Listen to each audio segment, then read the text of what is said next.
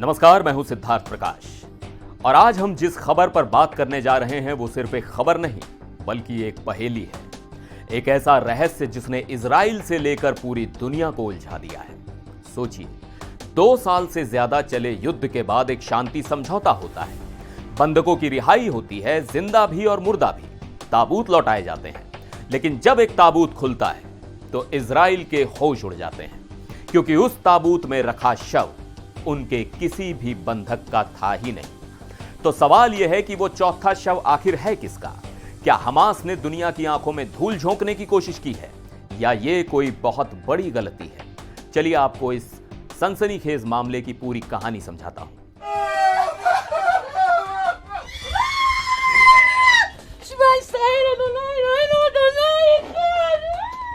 देखिए, पूरा मामला जुड़ा है इजराइल और हमास के बीच हुए उस शांति समझौते से जिसकी मध्यस्थता अमेरिकी राष्ट्रपति डोनाल्ड ट्रंप ने की थी।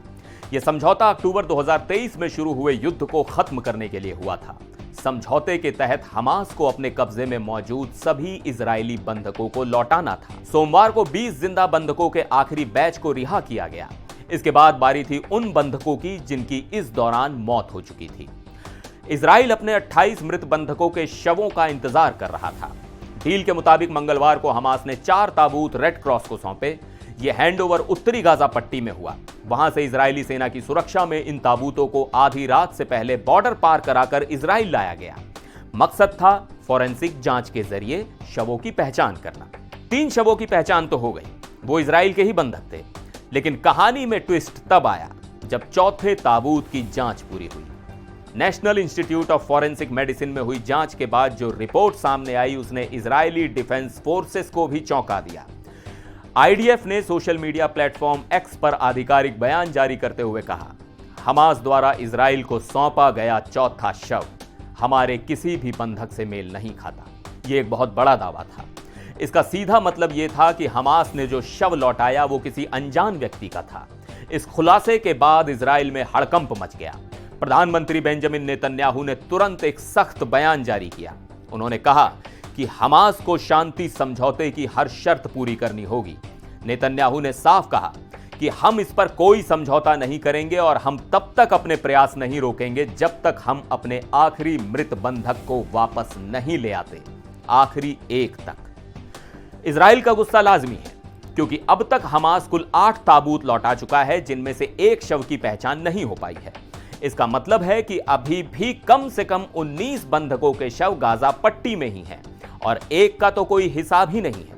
तो अब यहां 3 बड़े सवाल खड़े होते हैं। पहला, वो अनजान शव किसका है? क्या वो कोई फिलिस्तीनी नागरिक है या कोई और? हमास ने उसे बंधक बताकर क्यों लौटाया? दूसरा, क्या हमास से गिनती में कोई गलती हुई? क्या वो खुद नहीं जानते कि उनके कब्जे में किसके शव हैं? यह थोड़ा मुश्किल लगता है, लेकिन संभावनाओं से इनकार नहीं किया जा सकता। और तीसरा और सबसे खतरनाक सवाल, क्या यह हमास की कोई सोची समझी चाल है? क्या वो इस मुद्दे पर इजराइल को उलझाकर कोई और मकसद साधना चाहता है? फिलहाल गेंद हमास के पाले में है। आईडीएफ ने उनसे साफ कह दिया है कि हमास को मृत बंधकों को लौटाने के लिए सभी आवश्यक प्रयास करने होंगे। इस एक अनजान शव ने शांति समझौते पर एक बड़ा सवालिया निशान लगा दिया है। यह मामला सिर्फ शवों की अदला बदली का नहीं बल्कि भरोसे का है, जो एक बार फिर टूटता हुआ दिख रहा है। आपकी इस पूरी खबर पर क्या राय है? क्या आपको लगता है यह हमास की कोई साजिश है या महज एक गलती? हमें नीचे कमेंट सेक्शन में अपनी राय जरूर बताइएगा। देश और दुनिया की ऐसी ही दिलचस्प और गहरी पड़ताल वाली खबरों के लिए देखते रहिए एनडीटीवी इंडिया। फिर मिलेंगे एक और वीडियो में, तब तक के लिए नमस्कार।